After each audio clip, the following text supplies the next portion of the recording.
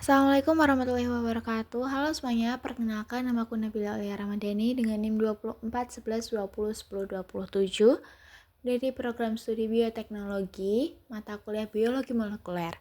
Di sini aku akan menjelaskan singkat mengenai apoptosis pada protein BCL2. Apoptosis berasal dari bahasa Yunani, apo berarti dari dan tosis berarti jatuh, yang berarti apoptosis adalah kematian sel secara terprogram yang terjadi secara normal selama proses perkembangan dan penuaan jaringan tubuh. Apoptosis merupakan mekanisme homeostatis sel untuk memelihara populasi sel dalam jaringan tubuh dan dalam mekanisme pertahanan tubuh. Jalur apoptosis dengan melalui adaptor FADD protein, kemudian merekrut pro-caspase-8 yang pada gilirannya mengaktifkan caspase-8. Jalur intrinsik diatur oleh serangkaian molekul mempromosikan kematian spesifik yang dilepaskan dari mitokondria. Anggota keluarga pro dan anti apoptosis BCL2 bersaing di permukaan mitokondria untuk mengontrol pelepasan sitokrom C. Setelah dilepaskan, sitokrom C berasosiasi dengan APAP1 dan pro-caspase 9 dengan cara tergantung DATP. Untuk membentuk apoptosom yang kemudian mengaktifkan caspase 9, PET ekstrinsik dan intrinsik berbagi titik akhir umum pada tingkat aktivasi caspase 3. Interaksi antar jalur-jalur ini disediakan oleh pembelaan yang dipicu caspase 8. Interaksi penawaran dengan BAK atau BAX di membran luar mitokondria mengakibatkan pelepasan sitokrom C. Keluarga BCL2 anti-apoptosis dapat mencegah pelepasan tersebut melalui interaksi langsung dengan BAX atau BAK. Protein BCL2. BCL2 adalah protein anti-apoptosis yang melindungi sel dari apoptosis dengan meregulasi fungsi dari membran mitokondria. BAX merupakan protein pro-apoptosis yang bertanggung jawab menginduksi kematian sel. Kelebihan BAX menyebabkan kematian sel, sedangkan kelebihan BCL2 menghambat kematian sel yang terprogram. Protein BCL2 merupakan protein yang memainkan peranan penting pada regulasi apoptosis atau kematian sel terprogram. Golongan BCL2 berkeluarga, protein BCL2 dibagi menjadi tiga kelompokan. Yang pertama ada anti-apoptosis, yang kedua pro-apoptosis anggota keluarga BAX atau BAK, dan yang terakhir pro-apoptosis protein BH3. Famili protein BCL2. Yang pertama ada anti-apoptosis yang terdiri dari BCL2, BCLXL, BCLW, MCL1, BCLB, dan A1. Yang kedua ada pro-apoptosis yang terdiri dari BAX dan BAK.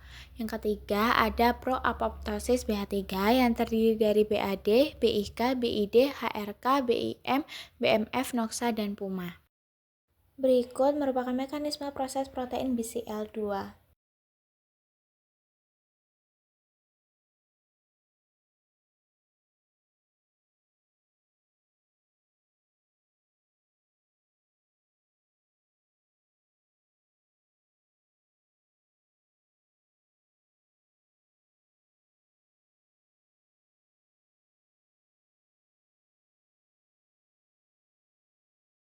Protein BCL2 dapat menghambat kerja BAX atau BAK dengan membentuk heterodimer yang mengaktifasi mereka, dan juga dapat berkaitan dengan voltage dependent anion channel VDAC pada membran luar mitokondria dan menstabilkannya, sehingga mencegah permeabilitas membran luar mitokondria. Molekul-molekul anti-apoptosis ini juga membentuk homodimer dan saluran-saluran ion kecil. Selain itu, BCL2 memiliki fungsi terpisah dalam mengendalikan siklus sel. Protein BCL2 menghentikan sel pada G0, mencegahnya memasuki siklus sel dan menunda transisi dari fase M ke G1. Selanjutnya, regulasi apoptosis sangat bergantung dengan rasio antara BCL2 dengan BAX untuk menentukan apakah sel akan bereaksi dengan menjadi apoptosis atau tetap bertahan hidup. Ada beberapa model untuk menggambarkan rasio pro-survival BCL2 dan pro-apoptosis BAX dalam menghambat atau menyebabkan apoptosis. Pada gambar tersebut, model pertama menyebutkan bahwa BCL2 menghambat apoptosis dan Bugs menghapus hambatan tersebut sehingga terjadi apoptosis. Pada model kedua, Bugs menginduksi apoptosis dan BCL2 menghambat induksi ini. Yang terakhir model ketiga, model ini menyebutkan adanya saling ketergantungan BCL2 menghambat apoptosis dan Bugs menginduksinya. Meskipun demikian, apoptosis merupakan kombinasi ketiga model tersebut dan terjadi secara kompleks. Pada protein BCL2 tersebut mencegah lepasnya sitokrom C dari mitokondria dengan membentuk homodimer dan heterodimer dengan proapoptosis Bugs. Ketidakseimbangan rasio Bugs dengan BCL2 sehingga Bugs berhasil membentuk homodimer akan menyebabkan lepasnya sitokrom C dari mitokondria. Selanjutnya, sitokrom C akan mengaktifkan APAP1. Untuk menjadi aktif, APAP1 memerlukan dua kofaktor yaitu ATP dan sitokrom C. Sitokrom C yang telah keluar dari ruang intermembran, mitokondria masuk ke dalam sitoplasma akan terikat dengan APAP1 yang selanjutnya akan menyebabkan cascade sampai terjadinya apoptosis. Berikut merupakan penjelasan singkat saya mengenai apoptosis pada protein BCL2.